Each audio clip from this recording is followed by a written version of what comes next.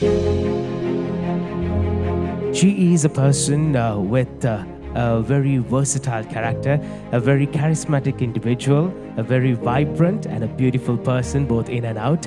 The title holder of 2011 Miss Universe Sri Lanka, a TV host, a great vocalist, and all in all, a lovely individual. Ladies and gentlemen, to speak to all of us, please put your hands together to the ever so beautiful Stephanie Siriwardhana. Panchali, first of all, thank you so much to you and the United Nations Association for inviting me here to sit beside these amazing, inspiring, powerful women. Honourable Minister, thank you for being here with us as well. And all you wonderful ladies. All of you are so inspirational, and so hopefully I can share a few of my thoughts with you today. I'd like to start off with a quote that actually has been my strength and my motto throughout my life. It's by Marianne Williamson, and it goes like this. Our deepest fear is not that we are inadequate. Our deepest fear is that we are powerful beyond measure. It is our light and not our darkness that most frightens us. We ask ourselves, who am I to be brilliant, gorgeous, talented, fabulous? Actually, who are you not to be? You are here for a reason, and you playing small does not serve the world. There is nothing enlightened about shrinking so that other people won't feel insecure around you. We are born to make manifest the glory that is within us, and it is in every one of us. And as we let our light shine, we unconsciously give others the permission to do the same. As we are liberated from our own fear, our presence automatically liberates others. So you see, I have spent a lot of my life shrinking. I grew up, I was highly bullied, and for me, I felt very small. I felt very insecure. So much so that I wouldn't even speak. There was a time I didn't even look into a mirror because I was so insecure. How many of us here have experienced that? Waking up, looking in the mirror, not being happy with what we see, feeling small, shrinking, wondering, are my dreams too big? Are my thoughts too much? Should I shrink? And then inevitably letting the world beat you down. We have that. Unfortunately, the world somewhere along the line makes us feel that. So much is expected from a woman. To be a good daughter, to be a good mother, to be a good grandmother, to be a good sister. There's so much that's expected from us. And what I want to say is that every single one of us here in this room have our stories. We have stories of resilience, stories of strength, stories where we decide we are not going to give up on ourselves. And that's the lesson I had to learn. I actually would have spent my life shrinking if I didn't have a very powerful experience. I think I learned how to live the day I thought I almost died. So when I was 21 years old, I had a huge pain in my stomach, and I didn't know what was happening. I could barely breathe. So this started at 9 in the morning. By about 11 p.m. at night, they finally found out that I needed to have emergency surgery. And at this point, I was lying down in bed, and my father just looked at me, and I could not see him. I could not see him at all. And the pain was excruciating. And I thought, this is it. This is the moment I die. And honestly, I welcomed it. I was in so much pain. And I just remember looking at my dad, and I just said, I love you. I just need this to end. And I passed out. I thought that was it for me. But God was kind. He gave me a second chance. I actually opened up my eyes again. They had rushed me into emergency surgery, and I survived. My organs survived. And that's when I learned how to live. You see, I had spent so much of my life trying to please everybody, being afraid of being judged, being afraid to be who I truly am. And what I felt, my opinions, I didn't want to look stupid. I was afraid people would judge me. But then I realized at the end of the day, when you're on your deathbed, all you think of, they say life flashes before your eyes. Let me tell you, it wasn't my life, it was the regrets that I had. It was the regrets that haunted me. And at that time, my biggest regret was not kissing a boy. So, I was 21 years old. So I remember I was thinking, why was I so afraid to live, to be alive, to put myself out there? What's the worst that can happen if we take a chance on ourselves? What is the worst? We fail. Failure is our best teacher, and that's what I have learned. So I learned to live through that.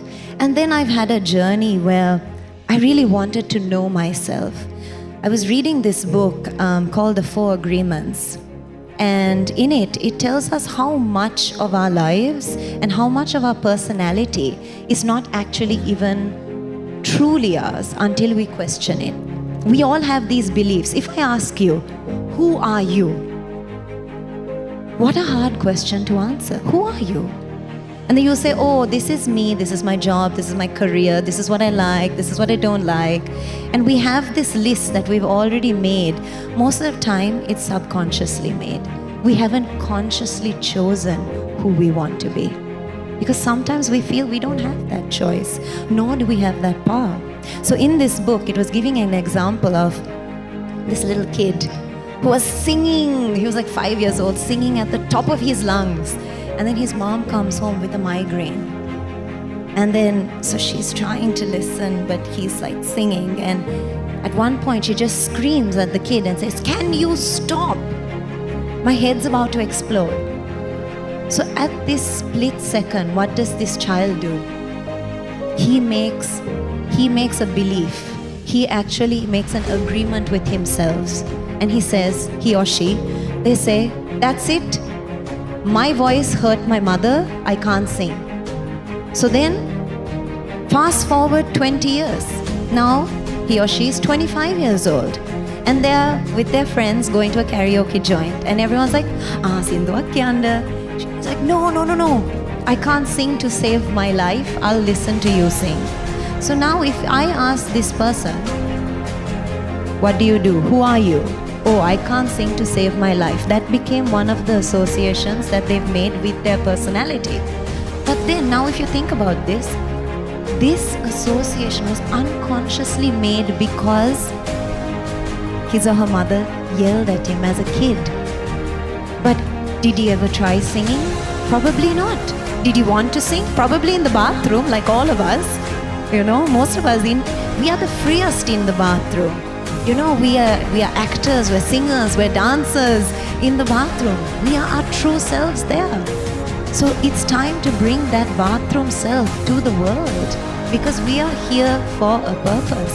It's time for us to question, why do I believe this about myself?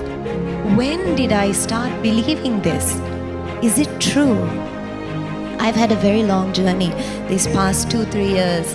I've been in therapy trying to figure out exactly that.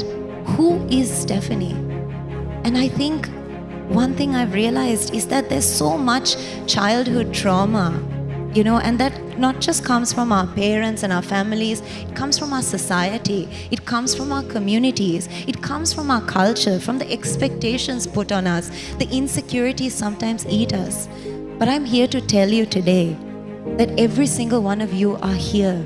You're victorious in your story. You overcame your challenges. It's time to truly shine at your brightest. And it's not easy. It's not easy to learn about ourselves. Facing ourselves is the hardest thing to do. To believe in ourselves is the hardest thing to do. To love ourselves. It took me 37 years to love myself. I'm getting emotional, but it is so important. So my ask to you, actually, before that, I'd like to share an analogy, the analogy of a snowflake. Have you all seen a snowflake? Or at least a picture of a snowflake? Yes, I'm sure you have. A snowflake is so perfect, right? Can we imagine right now how many snowflakes are in this world? Just a number. Any numbers?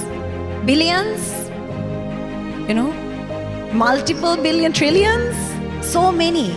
We can't even count them in Canada, in the US, in Antarctica. Right now it's winter. So now when we think about this perfect snowflake that is so beautiful, right? How long do you think its lifespan is? 4 seconds? 5 seconds? It goes from the sky, falls to the ground, and it melts, right? So now do you know that no two snowflakes are the same? Can you believe it? Our Creator, right, has made this tiny, insignificant snowflake so perfect, so beautiful, and no two snowflakes in this entire world are the same. So if our Creator puts so much perfection in such a tiny, insignificant snowflake, let me ask you, how perfect are you? How wonderful are you? How fearfully and gorgeously are you made? You are all here for a reason. We're here for a purpose. And there's only one you in this entire universe. As much as I try to be Umari, as much as I try to be Yohani, as much as I try to be anybody else, I will always fail. Because I am meant to be me. And they can never be me. So my ask to you is really find out how perfect you are, how wonderful you are, how powerful you are, and you can change the world. You can. I always say, I know it's a little morbid, but I always say, if Adolf Hitler, that one person, could do so much damage to the world, why can't one person turn it around and make this world the most beautiful place we have ever seen? You have that power, and thank you so much. I am truly honored to be here with you this morning.